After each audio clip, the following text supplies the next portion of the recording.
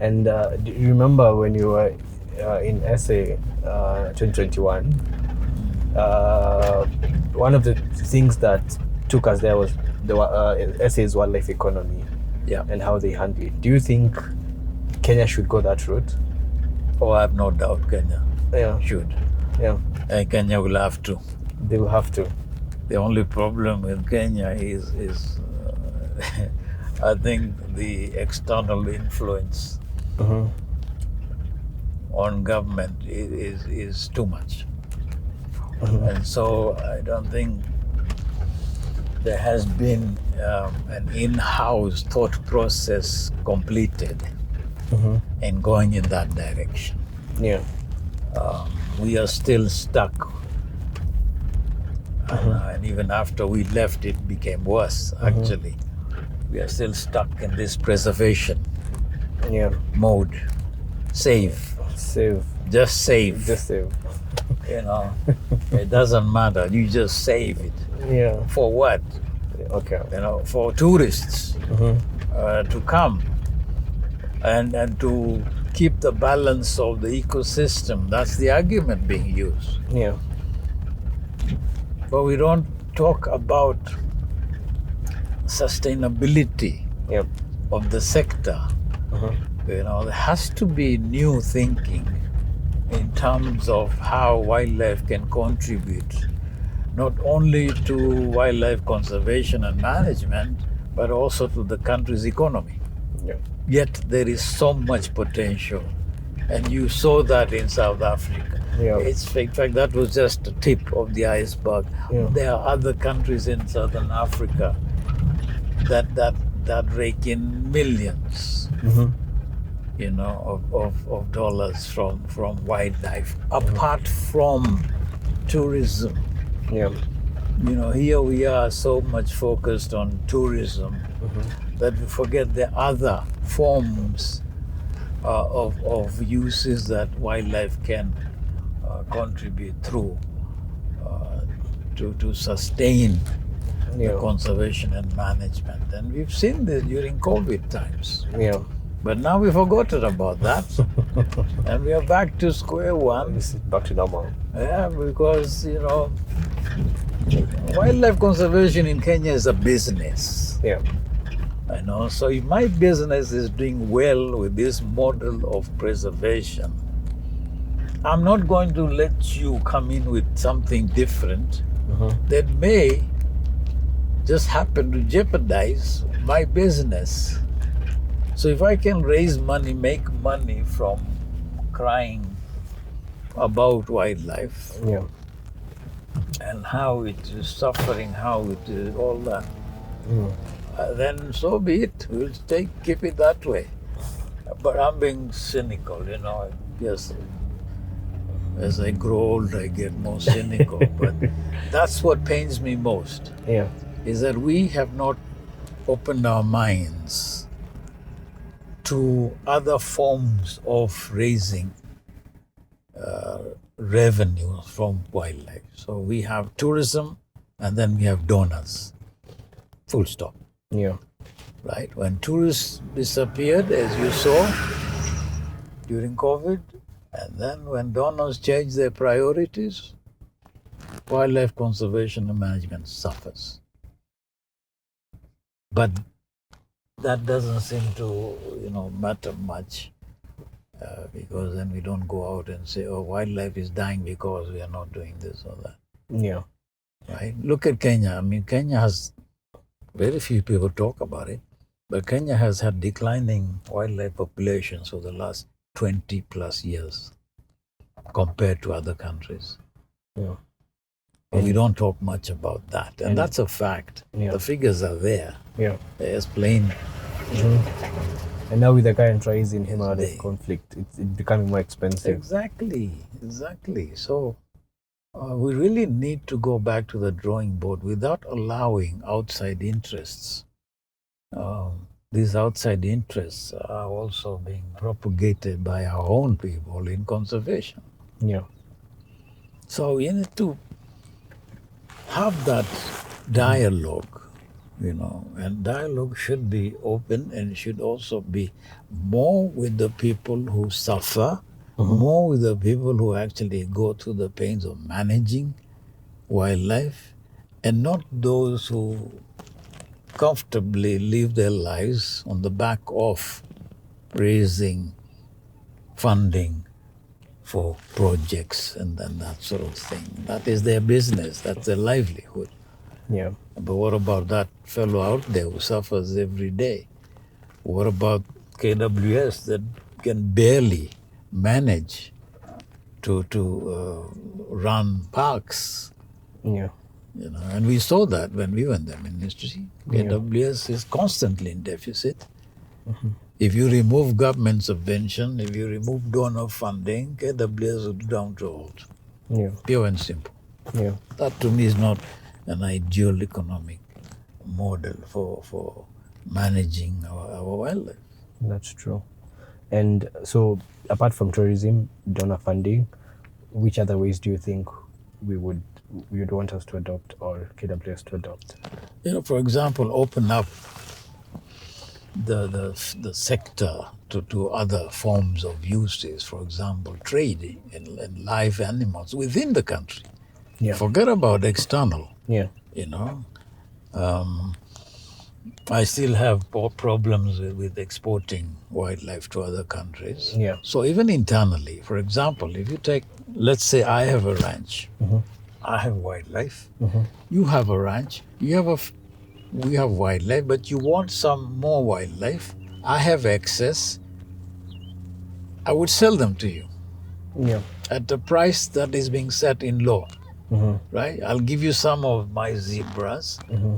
I get paid for them. That money then goes to helping me manage what I have, right? But also helps me make some kind of a profit from what I'm managing. Yeah. If I don't have that much tourism, yet the cost of managing that wildlife is very high. And at the end of the day, KWS still owns the wildlife. Well, the government. Yes, that would be perhaps for the future. Ownership is something that we need to deal with carefully. Even South Africa is having problems with their model of allowing people to take full ownership of wildlife. No, that should still remain a national asset, right? But within that, there are ways that you can improve on, ways that you can introduce for people to be able to sustainably manage wildlife on private land and community lands. Right? And even for KWS, it would be a form of an additional revenue stream. If they have excess rhinos, which is the case now, and there aren't enough places to take them as in protected areas, they could sell them to me as long as I have developed the necessary, environment for the rhinos and security, etc. I just don't get them for free, which is the case now. Right? Yeah. Most ranchers and conservation you would pay for organizations, NGOs, they get it for free. Exactly, anything. Okay. But when there's a human wildlife conflict, they want the government to pay. So if we give you an animal for free, it attacks the local community, somebody from the local community, and then the government has to pay that person. Precisely. But you've been making money. Oh yes. Through donors and tourism for your own conservancy. Yeah. Okay. To get to that point about paying for compensation, I think it's a matter of careful discussion. Yeah. Because why would I then pay for it if I have no sense of ownership? So it comes back to the issue of ownership. Yeah. Right? However, you can develop around what you already have in terms of being able to make money from the wildlife that I have through trade, for example. Then you can hold me accountable and say, now you pay. Yeah. For compensation. But until then, it's still a vicious cycle really. And then other forms, and this is something we had in the 70s, is game meat production. Yeah. You know, of course, there's some people start to scream and weep at this notion of consuming game meat, but it's a fact of life, and the potential is there, and it is not about wiping out wildlife. On the contrary, the improvement in numbers was seen during that period when we were trying out this scheme. Of course, there were rogue operators who messed up the whole thing. But take the case of other countries as well. Their populations have increased, yet They even export game meat. Game meat, yeah. Right? And we are not talking about endangered species here. We are talking about species that are doing very well and would even do better, right? Yeah. And there is a market for that meat. Yeah. Why not? Yeah. Frankly, when we were having that in practice in the 70s and the 80s, you know, the ranchers were making money head over heels. You know, of course, they're very limited because it was experimental. But imagine opening it up to others, communities, and so on. It needs to be planned properly, of course. Yeah. You know, so there's still quite a bit of planning to go into it, and look at the mistakes that were made earlier. Personally, I think the mistakes were made more by the management. Yeah. We didn't monitor, we didn't enforce the way it should have been. You can't blame now the practice or the scheme as such. It was successful. Yeah.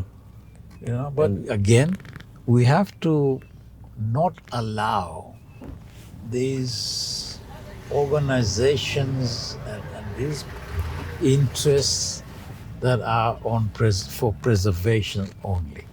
We have to have this national dialogue as Kenyans, as Africans, and also with the landowners, because they are the primary, stakeholders. Yeah. Not NGOs, I'm sorry to say, but not NGOs. The local community. Oh yes, please.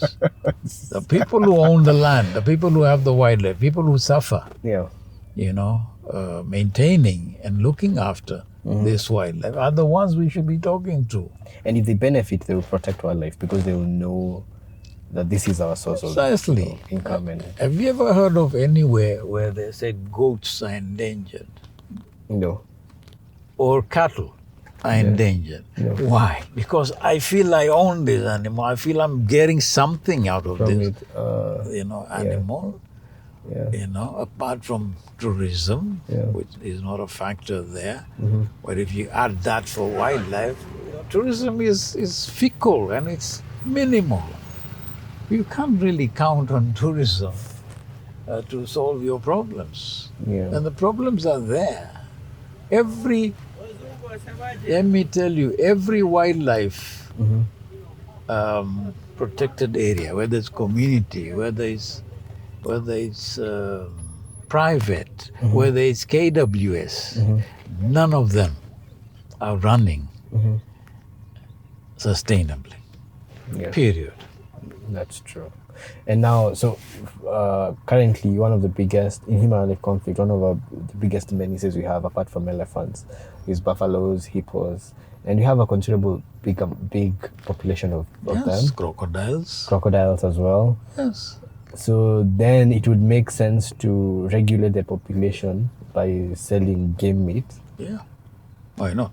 Yeah, and benefiting the local community that lives around those parks. Why not? So you kill two birds with one stone.